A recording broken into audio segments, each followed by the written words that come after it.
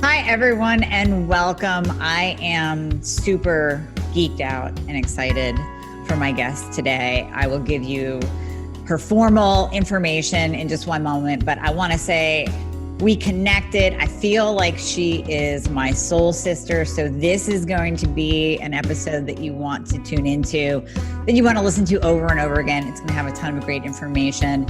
But I think this is just going to be a relationship that's going to last. So you will be hearing more and more of Miss Karen in days to come. So officially, let me introduce and welcome our guest today, Karen Martel.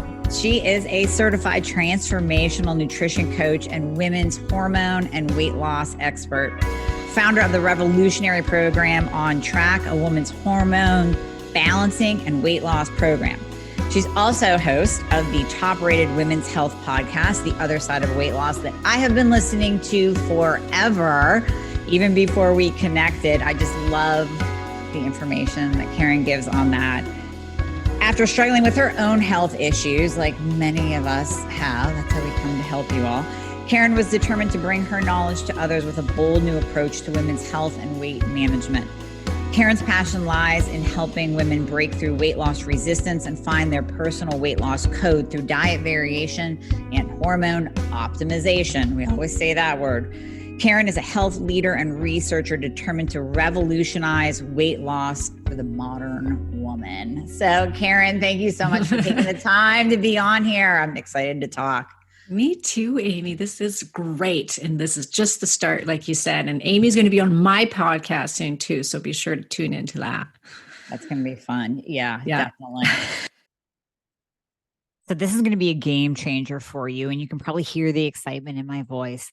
The latest introduction, the latest member of the family to the Fixer line is Metabolism Fixer. And this, oh my God, I formulated this just for all my people out there that need to lose weight, that need help in the weight loss department, that can't lose weight no matter what they do, that feel like they have a slow metabolism, and that might be thinking of trying all those peptides out there, you know, the Beverly Hills soccer mom drug of choice for weight loss peptides. Or even if you're on them already and you're like, man, these are really expensive and I'm still not losing weight, add in Metabolism Fixer. Here's what I did. I took the power of T2, which increases your basal metabolic rate while you are sitting there watching Netflix. You're burning fat while you're watching Netflix. I combined it with a very unique patented ingredient called Suppressa.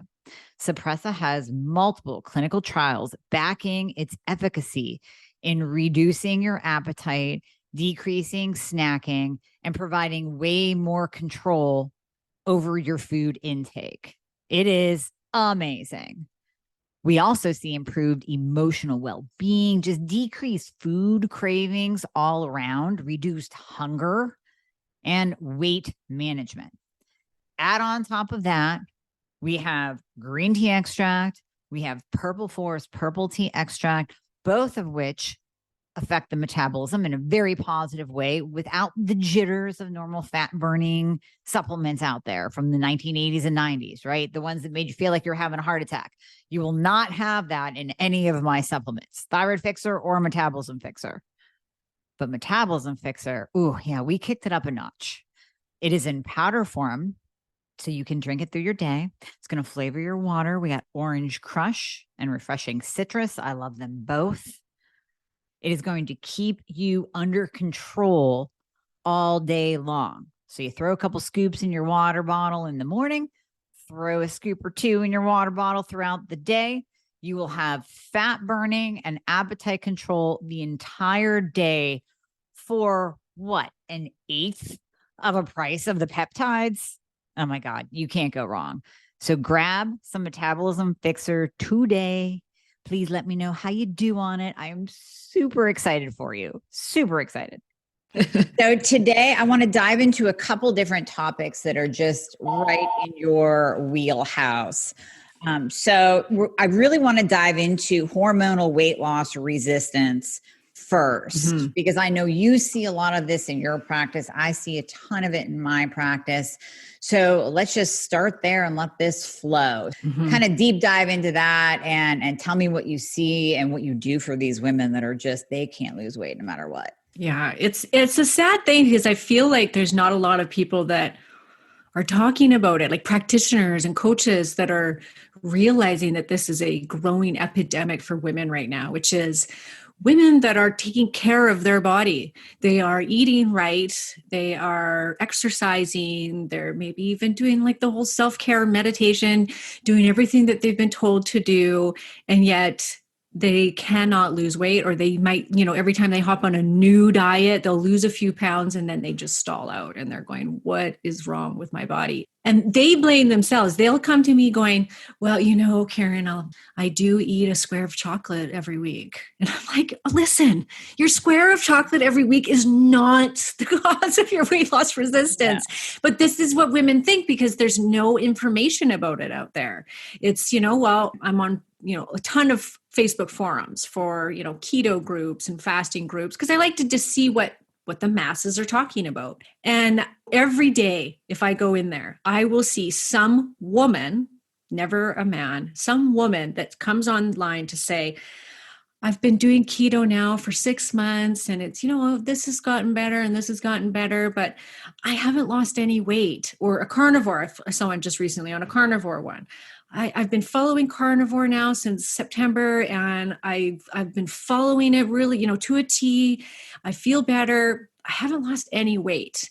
And every time you'll get, 50 different people, and they all say the same thing in the comment section, which is, drop your carbs more. You're eating too much protein. You need to fast more. Go down to 1 meal a day. Go carnivore. Go keto. Restrict. More. And so these women are getting the absolute wrong advice that is destroying their system. Now, not to say that there's the odd person that maybe they are eating too much protein or they are eating too much calories. I've worked with women that had no clue that, their 1 cup of macadamia nuts was 1,000 calories that they're eating every day. Right. But in general, these women have hormonal weight loss resistance. And it happened to me. This is why I do what I do, because I think we're going on 13 years ago now, where after the birth of my first child, I lost all of my pregnancy weight. And then I suddenly was just gaining weight. And like after a year of breastfeeding, back to my normal size. And then suddenly for no reason, started to gain weight and all of these other issues. And I'm 33 at the time. And so all of a sudden I've got, digestive problems. I've got skin rashes. I've got hormonal migraines like crazy, where I would have like 10 days of migraines. I was tired. I was so bloated. It looked like I was pregnant by the end of the day. And severe insomnia. I had severe PMS. And so what did I do? And I've always been a researcher, always been a health junkie. So I was like, okay, well, I'll then try this diet. So I went from diet to diet, exercise program to exercise program. And I really, truly was eating really well, maybe not for my body at that time, but I was eating, whole grains, lower fat, like things that definitely I know now don't work with my body, but I wasn't eating processed foods. I wasn't eating cookies and cakes and hiding sugar or anything like that. Like I didn't have a food problem. So I was eating well. I was working out harder than I'd ever worked out before in my life, where I was going to boot camp. I had hired a personal trainer and, I'm around all these other women in these boot camps. And I'm going, why do I not look like that? Like I'm here every day working out the same, probably eating way better than any of these women. Right. And I'm just getting fatter and fatter and fatter. And nobody would have said to me at that time, it's your hormones. And I had to figure it out for myself. And lucky for me, I'm a researcher. So I dove into the research and decided there's something else wrong. Like I've tried every diet under the sun right now. I went from, vegan, vegetarian, the Zone, the Atkins, juicing, fasting, you name it, I did it. Nothing worked. And I was like, something else is going on here. And I finally got a naturopath to test my hormones for me. And sure enough, they were a mess. And they, my estrogen was way too high, progesterone too low, my cortisol was shot.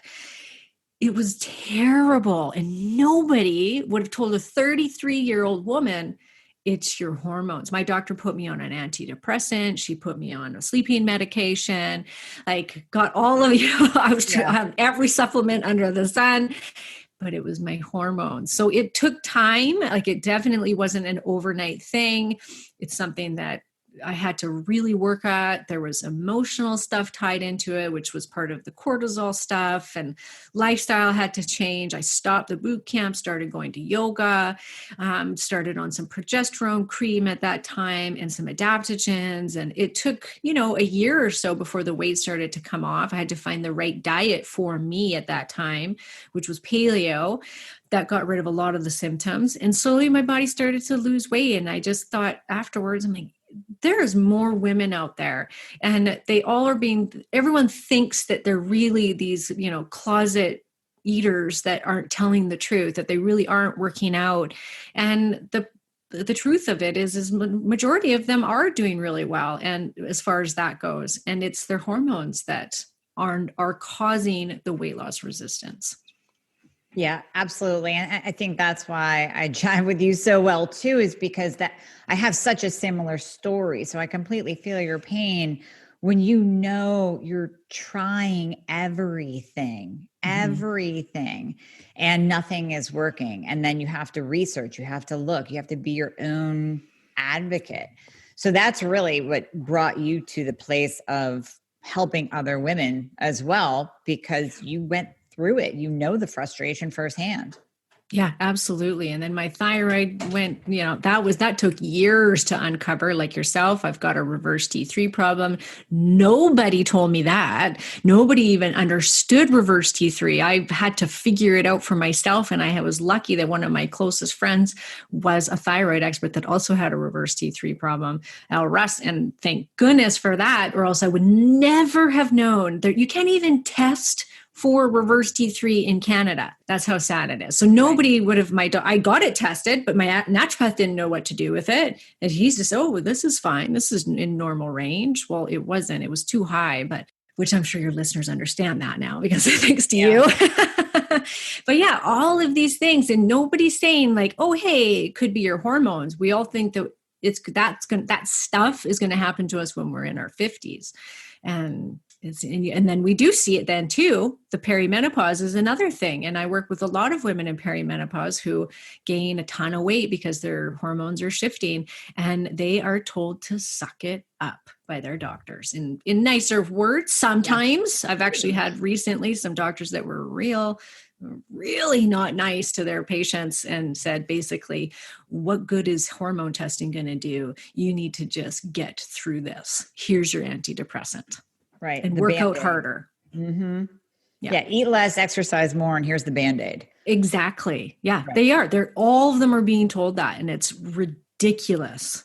It's so frustrating. And then you become frustrated for them because you know what it feels like, but you're like, oh, why are you talking to your patients that way? That's wrong. Yeah. Ignorant. And they don't understand it. Doctors are not taught hormones, not the way we know hormones, you and I, Amy. They are not taught that. They're not taught about bioidentical hormone therapy. They have to actually go back to school and take like extracurricular schooling, basically, in order to learn that. And most of them, they don't care. I mean, they're a family physician. They're not going to care about something like that. They're going to pay the money to learn about it. So it's up to us as practitioners to share the knowledge, and for our listeners to say, oh yeah, I'm going to take my health into my own hands, because that is what you have to do. So a woman comes to you, and where do you start in terms of guiding her to get everything checked? Like, what do you like to see? What do you like to use in terms of testing? Where do you start with people? Yeah, I always start actually with diet, and because there's so many women that are following the wrong diet, eating the wrong diet for what's happening to them hormonally. And sometimes it's better to find out kind of hormonally what's happening beforehand. But the diet, I find you have to kind of remove a lot of these inflammatory foods and just start to eat really clean if you're not already doing so. That has to come first, because so many of the hormones can get better by just changing the diet. And it can be that simple. If you've already been following a really clean diet and you feel like you are doing everything right, then the next step is you have to test, because you could sit there, like I've got this awesome quiz on my website and it's a great starting point, but I tell them right up front, like, this is just a quiz and there's so many symptoms of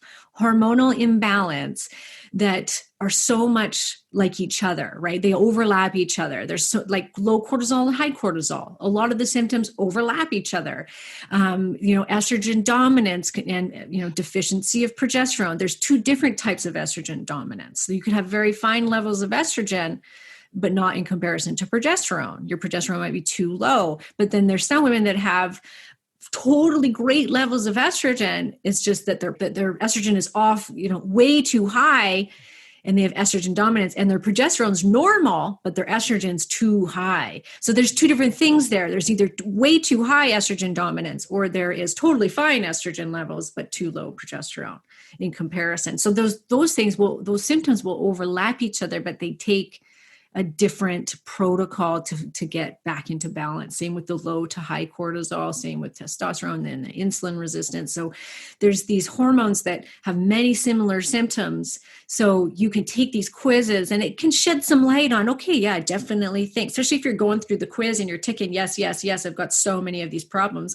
Well, then you've got some serious hormonal imbalances happening, and it's worth then spending the money to test farther. And I always say, test, don't guess. You could spend the next few years going through all the different supplements and different practitioners, trying to figure out what's the matter with you. Which hormones is it? I think I've got low cortisol. I hear that all the time. And then you check and you're like, no, your cortisol is totally fine, but your estrogen isn't, or whatever it might be. Yep. So I always say, don't waste the money not testing, because you could go through so much time and effort and supplements, like, gosh, thousands on supplements alone, to just go, it's, I'm going to spend this $100, get my hormones tested with my doctor and find out everything I need to know. Like, it's just, you got to test. So whether or not you can do, there's some women that I suggest doing serum blood work with their MD, try and get their MD to do it, which can be challenging. If that's the case, then you can get everything now online on your own. There's Let's Get Checked, which is an at-home service. I sell saliva hormone test kits and blood spot test kits that are shipped to your home. You do it, you send it in, they send the results. Like, yeah, you pay a little bit more for those, but it is 100% worth it. Yeah, absolutely. I'm with you on the test, don't guess, because with Dr. Google now, people will be coming to you, women will most likely come to you, as they do to me, saying, well, I'm convinced this is what it is. Yes. It's like, I have all the symptoms of X, Y, Z. I go, well, you do, but those are also the symptoms of hypothyroidism. Those are also the symptoms of estrogen dominance. Those are also the symptoms. So yeah, they cross over so much that you absolutely have to test, and fully test, to get that entire picture. You can't just do, and I love how a lot of doctors think that women only have estrogen as a hormone. So when I ask for a full hormone panel, they get estrogen. Yeah. Like, well, how about those other ones? Yeah. Or just TSH, right? Yeah. I mean, we all know that that's so classic for every doctor in North America. When you say, I think I have a thyroid problem. Yep. Well, your I had a lady the other day whose T3 was under the range, and her TSH was normal. And her doctor said, nope, you do not have a thyroid problem because your TSH is fine. Even though she actually did test the free T3. I was like, oh my God. I said, that's so clear that your doctor has no idea how your thyroid works. So no idea. Please do not take that, right? Like, but yeah, so basic, I always want women to take basic blood work. if they can do a more extensive testing, like saliva hormone testing, I think that that's preferred, especially if you're still in your fertile years. If you're in menopause, then serum can be as accurate as the saliva is. Cortisol, you always want to test saliva.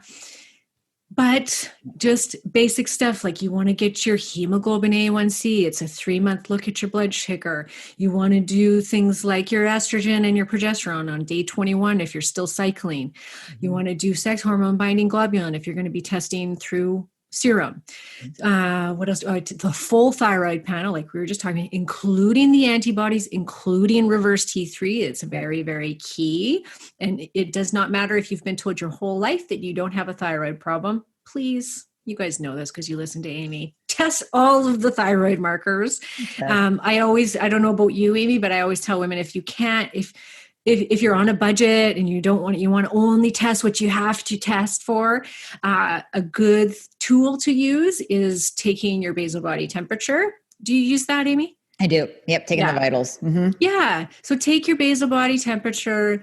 You can take your heart rate, things like that. But your basal body temperature, if it's not on average reaching that 98.6 in the afternoon, 98.4, especially in the second half of your cycle, then that tells you that maybe there is a thyroid problem. And there's other things that can cause a lower temperature, but at least then you would be like, okay, no, my temperature is consistently coming under.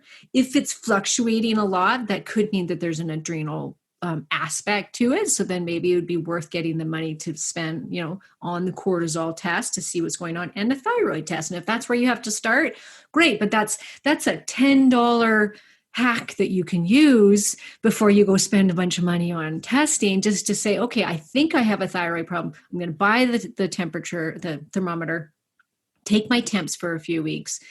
And if they're consistently under, then you can go, okay, I think it's worth spending the money on a thyroid panel now.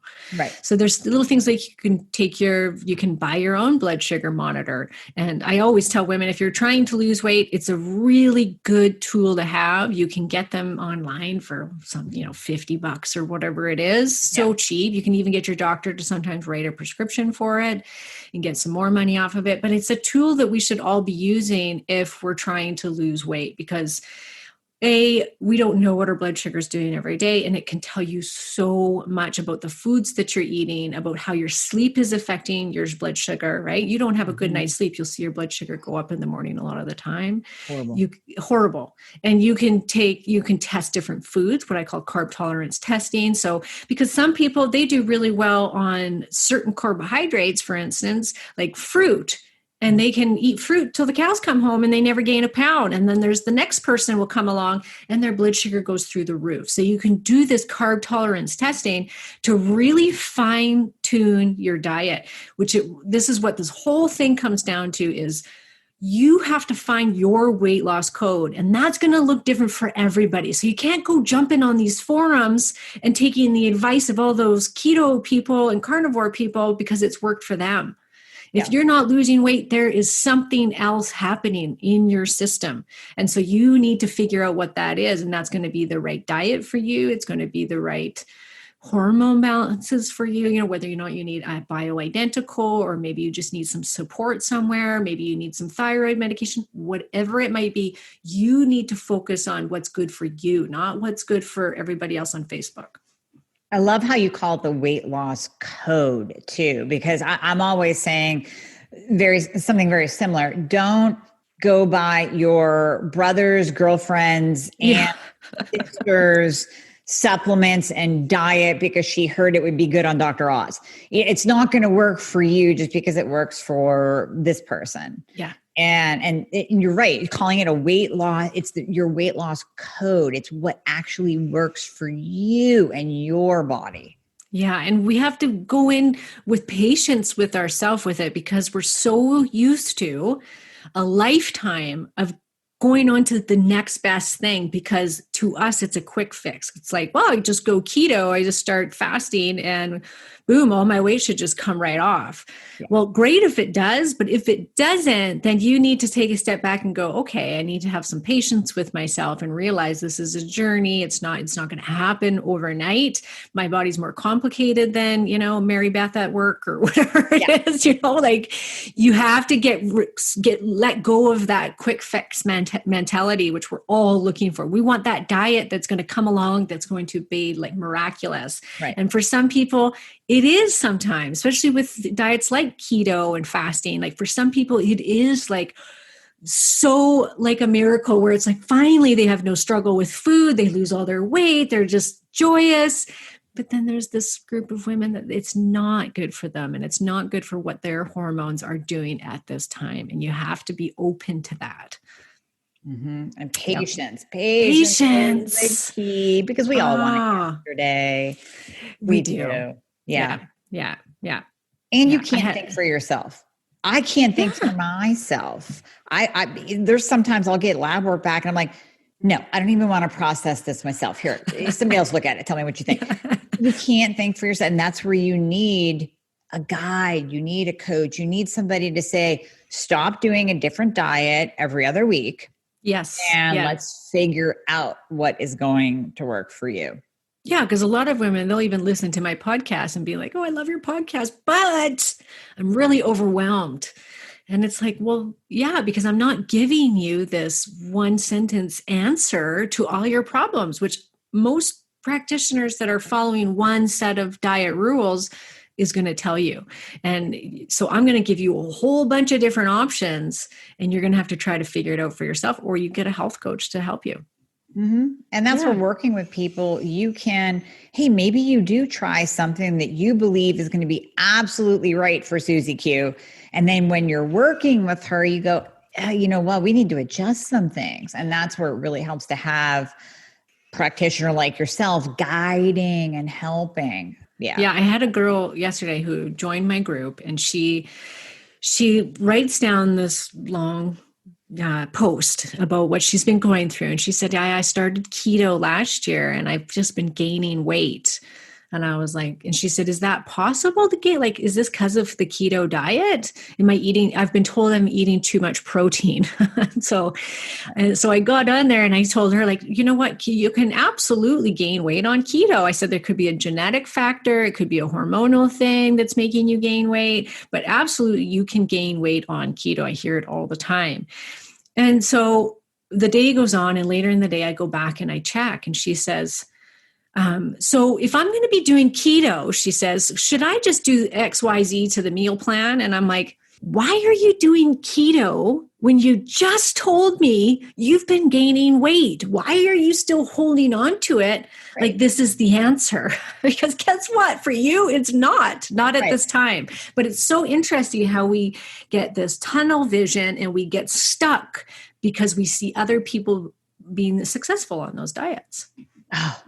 That's the biggest thing too, is if they see people, especially celebrities before and after, or even just run-of-the-mill people, average Joes posting their before and after of what worked for them.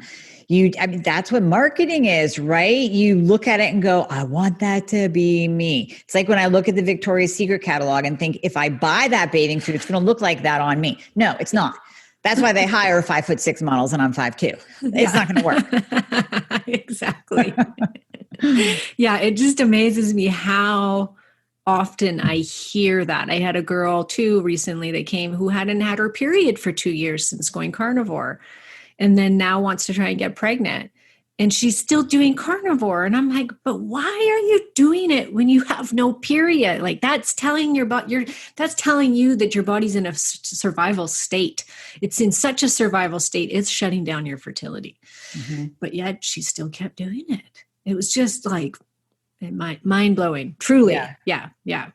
And I loved your talk with Paul Saladino too. I love that you guys could bring your knowledge to the table and have an educational debate about the pros and cons of carnivore.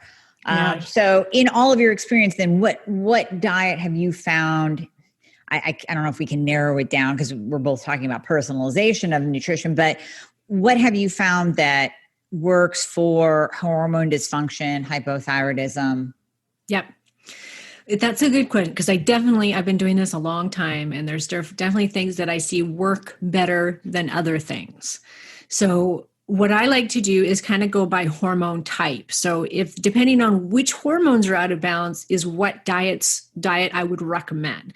Now, in general, I do recommend a primal based diet. So whether that's paleo, autoimmune, paleo, keto, carnivore, I'll even throw fasting into there because that seems to be part of the primal world more so. So I tend to use those because when you are overweight or you're experiencing weight loss resistance and hormone dysfunction, there's going to be a level of inflammation happening in your body because of that.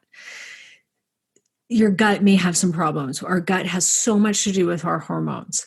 So eating a nutrient-rich diet that's high in good fats, because we make our hormones from good cholesterol, and we get that good cholesterol from good fat. So we want the good fat in there. We want anti-inflammatory, which means for a period of time, at least, no grains, no beans, because they do tend to be more inflammatory. They do tend to hold more of a sugar punch. They're carbohydrates. So your sugar, the amount of sugar that you're going into your system is going to go up. And that doesn't matter if you're quinoa, brown rice, like those things can be great for some people. But when you're trying to fix a hormone problem and you're trying to reverse weight loss resistance, your body doesn't go, oh, it's brown rice. We're not going to convert this to this, 30, 40 grams of carbohydrates that it contains. It's just sugar to your body, no matter what, it gets converted. So your body doesn't say that it's whole grain, brown rice, it's okay for me. Not when you're in that inflamed state. And your body's telling you that you can't handle those foods right now. That doesn't mean that one day you may be able to have those sometimes. Now I can have rice once in a blue moon. I can't always have it, but there's things that I can now incorporate because my gut has healed. I'm very low inflammatory most of the time. So now I can afford to do that at times. So to begin with, I usually do recommend one of the primal based diets, depending on what their hormones tell me. So if a woman comes in and she's got insulin resistance, type 2 diabetes, estrogen dominance, maybe some PCOS, polycystic ovarian syndrome, high testosterone, which goes along with high blood sugar, that hormonal type, they probably do need to do some fasting, some keto, maybe even carnivore. Carnivore can reverse insulin resistance faster than any diet I've ever seen. Like I've seen people that have followed keto for a year and still had type 2 diabetes or insulin resistance. They do carnivore and literally in 1 week, their blood sugar goes to normal. 1 week. So those people, I think you need to do that. You need to do keto, you need to do carnivore for a period of time and as little time as possible. So maybe that might be 1 month, it might be 3 months. We watch that blood sugar, we wait for it to start correcting itself. But as soon as possible, I start to put some good healthy carbs back in. So that might be in the form of sweet potato, maybe some fruit, maybe some starchy vegetables, things like that. But then I start to cycle in and out of the carbs. So carb cycling, and I'm sure everyone's heard of that before. And that's so that their metabolism doesn't start to go down, because inevitably it does with keto, with 1 meal a day. OMAD is, it's very, very popular right now. And when you're eating 1 meal a day, that's, you're lucky if you're going to get 700 calories. And so people say, well, I'm just not hungry. This is so great. I've lost this amount of weight. And I think, yeah, but what are you doing to your metabolism with eating 700 calories a day?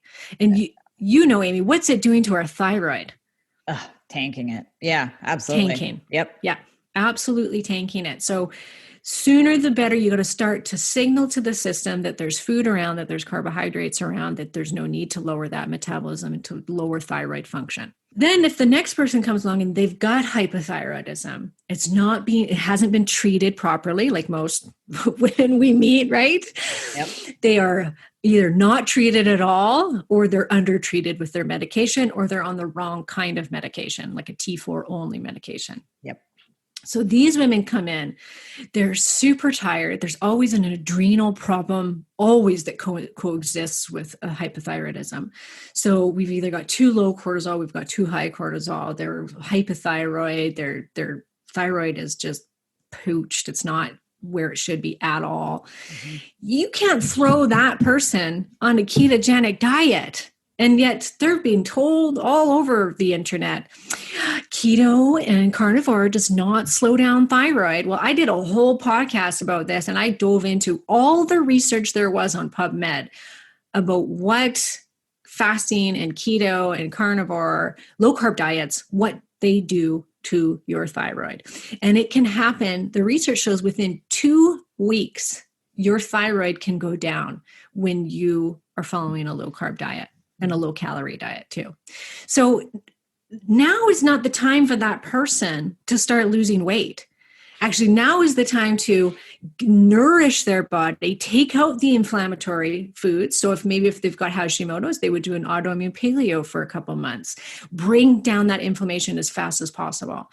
Go paleo if they can't do autoimmune, but just remove those inflammatory foods. When your body's in that state of being so hypothyroid and adrenal issues, we know there's a leaky gut involved in that.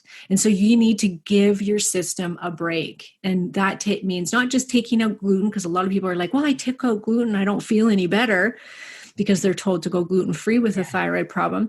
But if your gut is leaking enough, then your body can take in things like gluten-free anything, rice, quinoa, whatever it is, and your body still sees it as gluten and will still attack your thyroid. It's called genetic mimicry.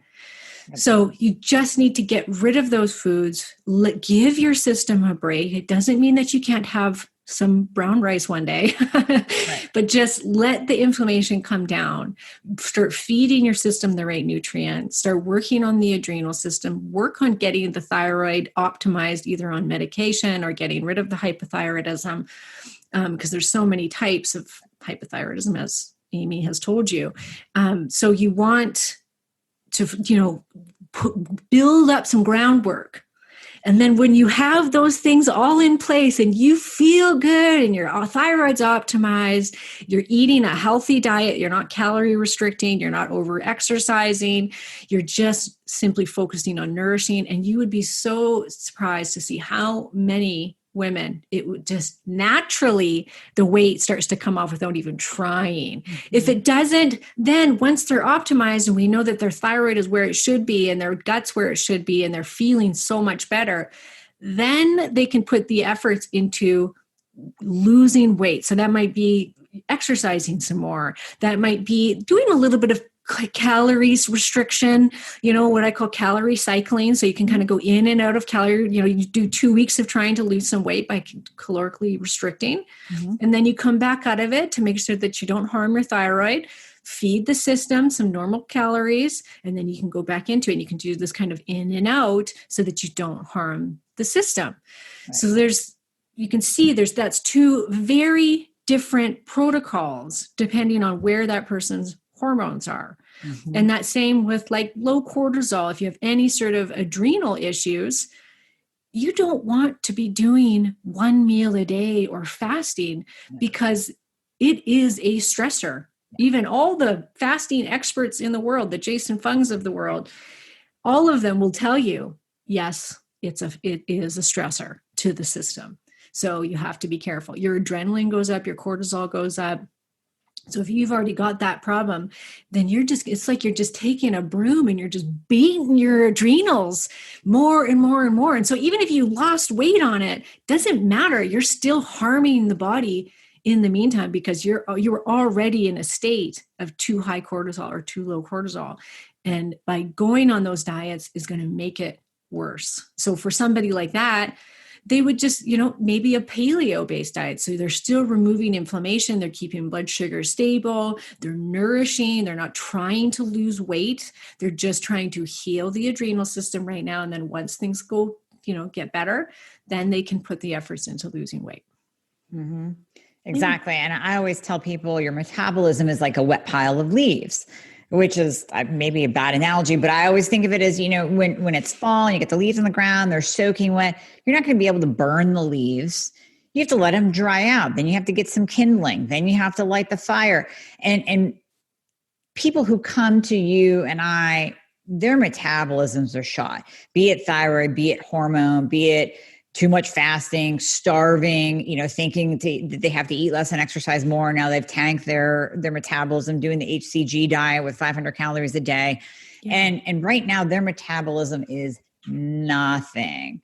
So oftentimes I say, your metabolism is like a wet pile of leaves. We have to get that going again. So if you don't lose weight that first month, even that second month, that's okay. Because if you don't gain like you were all the months prior, then that's a win. So, I mean, you said it best, again, going back to the patience, having patience, personalizing this for people, even the testing of the blood sugar, like you said, but test the blood sugar then to see if maybe in 2 months your body can handle a piece of fruit or that brown rice. Maybe it will, maybe it won't, but we can test that and see. Yeah, exactly. And for some people that are really, have really trashed their system, I hate to say it like that, but unfortunately this is, and you guys, don't get me wrong, I've trashed my own system. Yeah.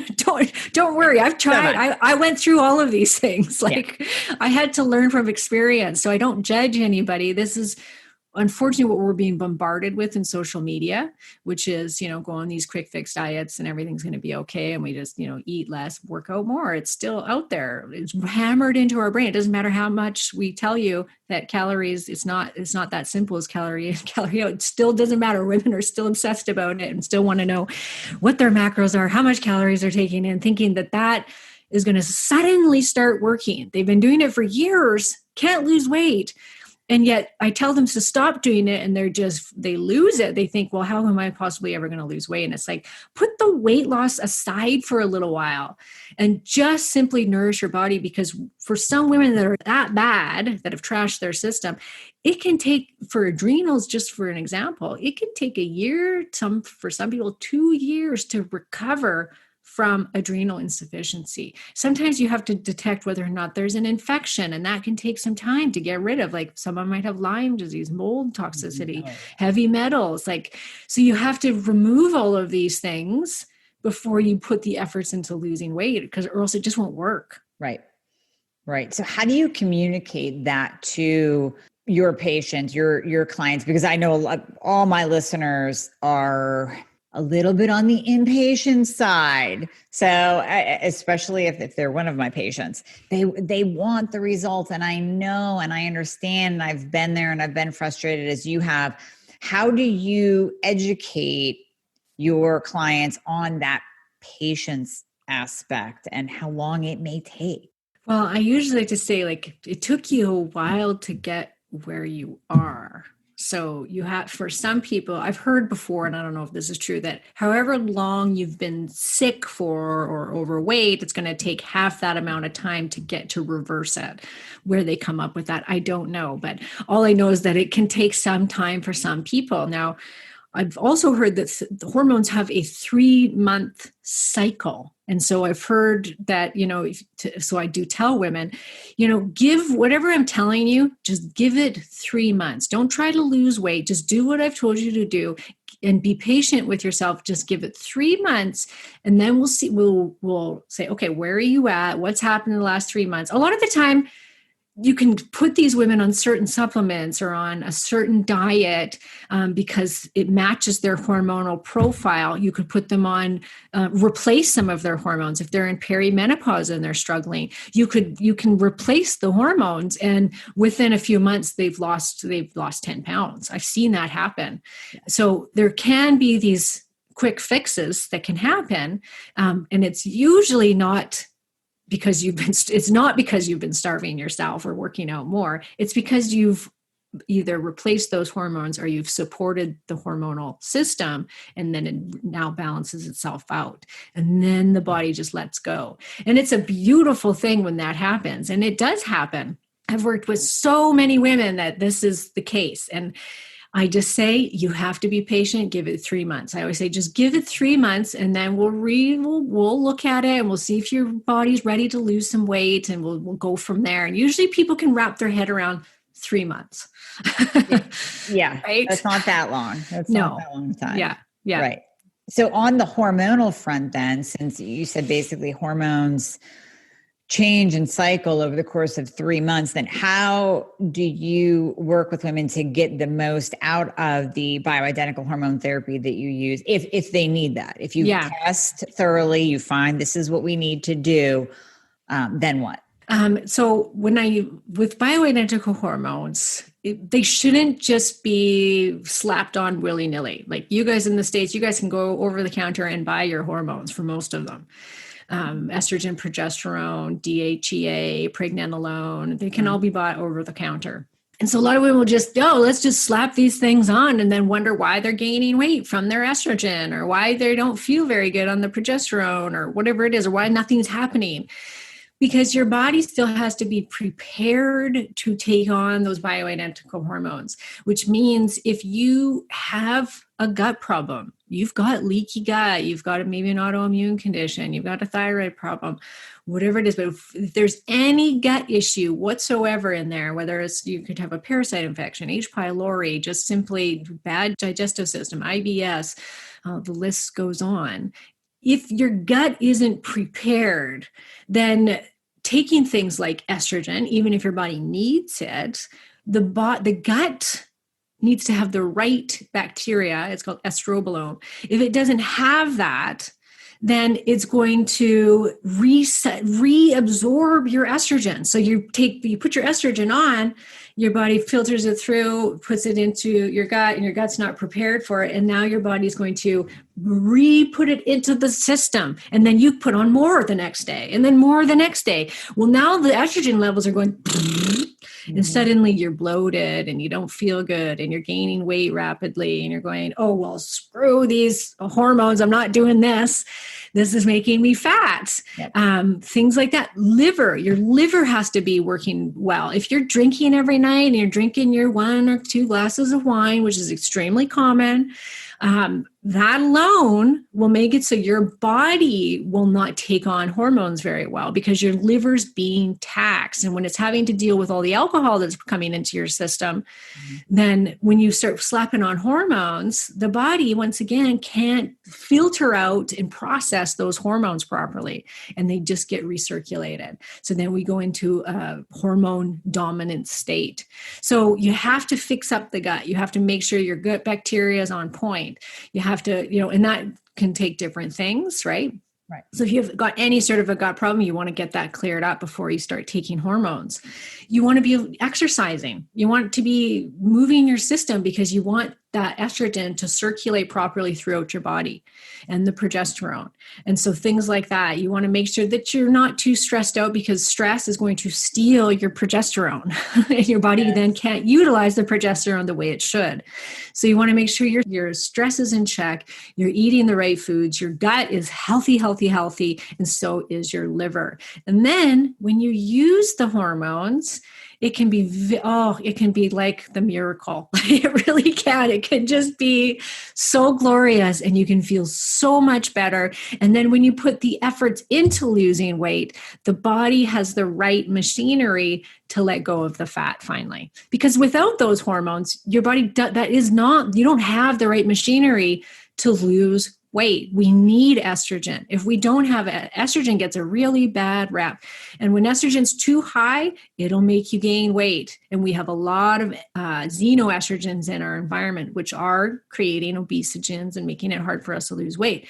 But as you go through perimenopause and menopause, the estrogen starts to drop, and it is just as detrimental as too much estrogen, as well as the low estrogen. So low estrogen can create insulin resistance. It can create leptin resistance. It can create your high cholesterol. It even has a factor in non-alcoholic fatty liver disease.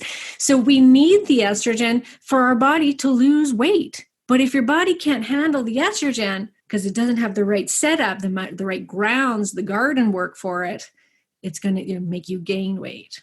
So you need all of these little things in place. And then when you use those hormones, the body will go, okay, now we have what it takes to lose weight.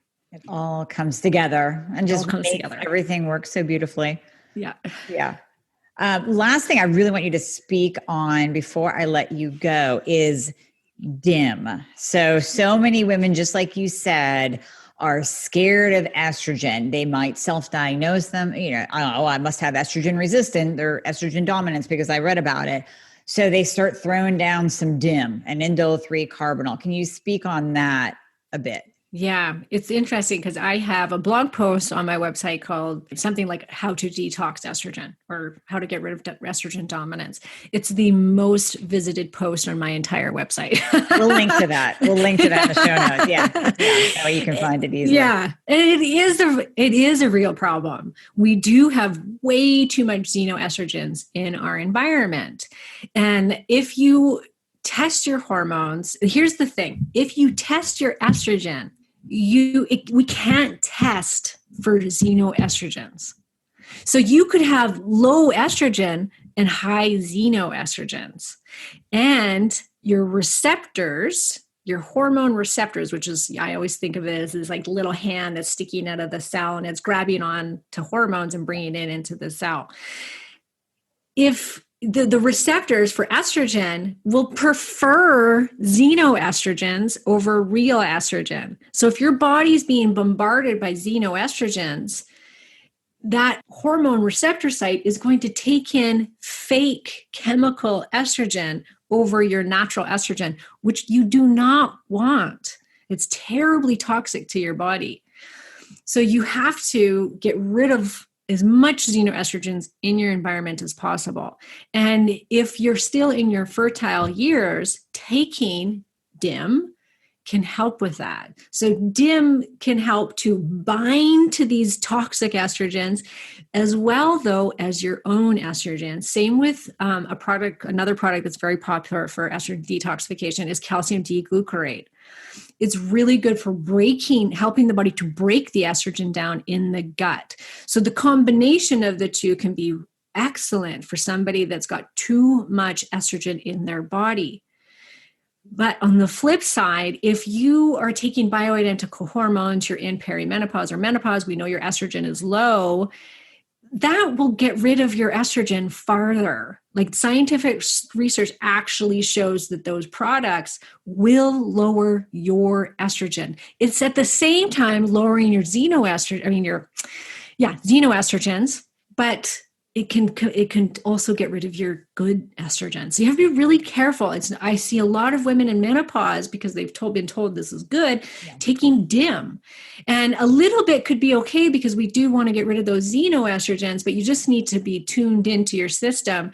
And if you're taking, bioidentical estrogen, you're still getting hot flashes, then you may want to drop that and see if it helps. Same with phytoestrogens, even like good plant estrogens. Yep. They will compete for the same receptors as your bioidentical estrogen is, and it's going to be in a weaker form.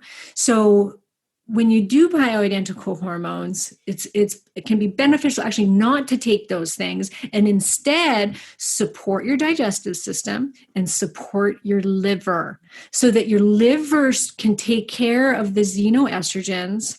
Then your body will be able to handle the bioidentical hormones better, and you don't need to take the DIM and the calcium D-glucarate.